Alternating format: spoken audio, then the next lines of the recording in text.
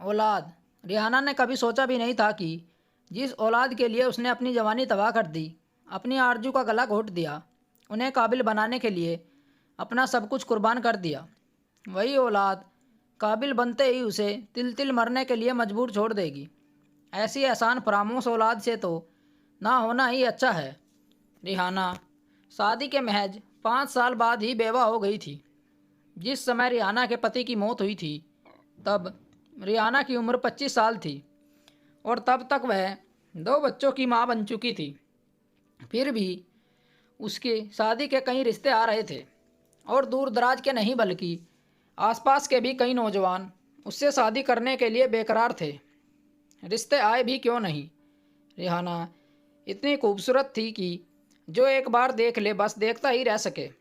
गोरा रंग, लंबे काले और घने बाल उसकी खूबसूरती में 4 चांद लगाए हुए थे। हुस्न की मलिका होने के बाद भी रिहाना ने इन 2 मासूम बच्चों की खातिर दूसरी शादी करना मुनासिब नहीं समझा और उनके अच्छे भविष्य के लिए दिन रात आस पड़ोस के कपड़े सीलकर उनकी परवरिश में बिजी होकर रह गई। रिहाना का एक ही सपना था, अपने बच्चों को खूब पढ़ाए लिखाए ताकि उनका भविष्य अच्छा बना सके और वह कामयाब इंसान बन जाए। इसलिए उसने दिन रात मेहनत की ताकि बच्चों की परवरिश अच्छे से अच्छी हो सके। रिहाना की मेहनत रंग लाई। उसके दोनों बच्चे पढ़ने में काफ़ी तेज थे। वह हर क्लास में फर्स्ट आया करते थे। इस तरह अच्छी पढ़ाई करके उसका बेटा दिल्ली में प्रोफेसर बन गया, दूसरा बेटा सरकारी डॉक्टर बना। रिहाना खुश थी, भले ही उसकी आंखों की रोशनी दिन रात कम करने में कमज़ोर हो गई थी। जवानी अब ढल चुकी थी, लेकिन उसकी औलाद कामयाब इंसान बन चुकी थी। बड़े बेटे प्रोफेसर की शादी एक बहुत बड़े वकील की बेटी से हो गई, जो शादी के 1 महीने बाद ही अपने पति के साथ दिल्ली चली गई थी। दूसरा बेटा जो डॉक्टर था, उसकी शादी एक बहुत बड़े बिजनेसमैन की बेटी से हुई। वह भी महज 2 हफ्ते बाद ही अपने पति के साथ शहर शिफ्ट हो गई। रिहाना घर में अकेली रहने के लिए मजबूर हो गई। रिहाना की तबीयत खराब रहने लगी। जब उसकी औलाद को यह पता चला तो समाज के डर से दोनों बेटे घर आए और तय किया कि वह दोनों 6-6 महीने माँ को अपने पास रखेंगे। सबसे पहले बड़े बेटे का नंबर आया और वह रिहाना को अपने साथ दिल्ली ले गया। कुछ दिन बाद सब ठीक चला, पर जल्द ही उसकी बीवी ने घर में लड़ाई शुरू कर दी और एक दिन बोली, मेरी बात की बात नहीं है इस बुढ़िया की सेवा करना। बेटे ने उसे समझाया, 6 महीने की तो बात है, बस उन्हें यहाँ रहने दो और अपने साथ काम में लगाव रखो, तुम्हारी भी मदद हो जाएगी। अब तो घर का सारा काम रिहाना के जिम्मे हो गया, पर दिन रात काम में लगी रहती। उसकी हालत नौकरानी से भी बदतर हो गई। खाना भी उसे रूखा सूखा दिया जाने लगा। जैसे तैसे रिहाना ने 6 महीने वहाँ गुजारे। 6 महीने पूरे होते ही दूसरा बेटा वादे के मुताबिक अपनी माँ को लेने आया और अपने साथ ले गया। वहाँ पर भी रहते हुए 2 महीने ही गुजरे थे कि एक दिन उनके घर में पार्टी चल रही थी। मेहमानों का आना जाना लगा था।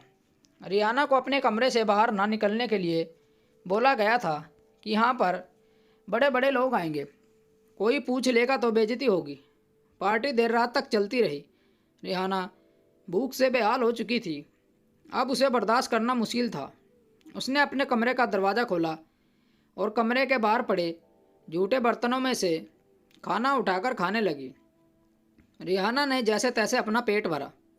अभी वह पानी पीने के लिए किचन की तरफ जा ही रही थी कि उसकी बहू, जो अपनी सहेलियों के साथ वहाँ से गुजर रही थी, एक सहेली ने पूछा, यह कौन है। तभी रिहाना का बेटा वहाँ आ गया और झट से बोला, यह हमारी नई नौकरानी है। यह अल्फाज जैसे ही रिहाना के कान में पड़े तो उसके होश उड़ गए कि आज एक बेटा अपनी माँ को माँ कहने में भी शर्मिंदगी महसूस कर रहा है। रिहाना रोज़ सवेरे उठती, नाश्ता बनाती, कपड़े धोती और फिर दोपहर का खाना बनाने में जुट जाती। उसके बाद घर की साफ सफाई का काम करना होता। रिहाना की बहू आराम से अपनी सहेली के साथ गप्पे में मसरूफ़ रहती थी। बीच बीच में उनके लिए भी चाय नाश्ते का इंतज़ाम करना पड़ता था।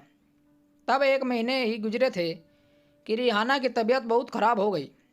उसे सरकारी अस्पताल में भर्ती कराया गया, जहां उसकी देखरेख करने वाला कोई नहीं था। 2 बेटे बहू होने के बावजूद रिहाना एक लावारिस की तरह अपनी ज़िंदगी बिता रही थी। वो सोच रही थी कि उसकी परवरिश में ऐसी कौन सी कमी रह गई जो ऐसा एहसान फरामोश औलाद मिली। इसी कशमकश में रिहाना ने अपनी ज़िंदगी की आखिरी सांस ली और इस दुनिया से विदा ले ली। उसके मरने के बाद भी कोई उसे देखने वाला नहीं था। एक दिन इंतज़ार करने के बाद अस्पताल के लोगों ने ही उसका कफन दफन किया। कुछ दिन बाद जब रिहाना का बेटा अस्पताल में से देखने आया तो सबको बड़ा अचंभा हुआ, क्योंकि आज 1 हफ्ते बाद उसे रिहाना की याद आई थी। उसने अपना मोबाइल नंबर भी गलत दिया था। जो पता लिखवाया था वह पर भी ताला लगा हुआ था, क्योंकि वह अपनी बीवी के साथ घूमने गया था। बेटा अस्पताल से चुपचाप चला गया। हमारे समाज में अभी भी ऐसी एहसान फरामोश औलादें मौजूद हैं जो कामयाब होने के बाद अपने माँ बाप की उस मेहनत को भूल जाते हैं जो उन्हें इस मुकाम तक पहुँचाने के लिए अपना सब कुछ कुर्बान कर देती हैं। ऐसी निकम्मी औलाद से तो उन्हें तिल तिल मरने के लिए छोड़ देती हैं। दोस्तों, कहानी अच्छी लगी हो तो चैनल को सब्सक्राइब करना न भूलें और अपनी राय कमेंट बॉक्स में ज़रूर दें। मिलते हैं आपसे एक और अच्छी कहानी के साथ।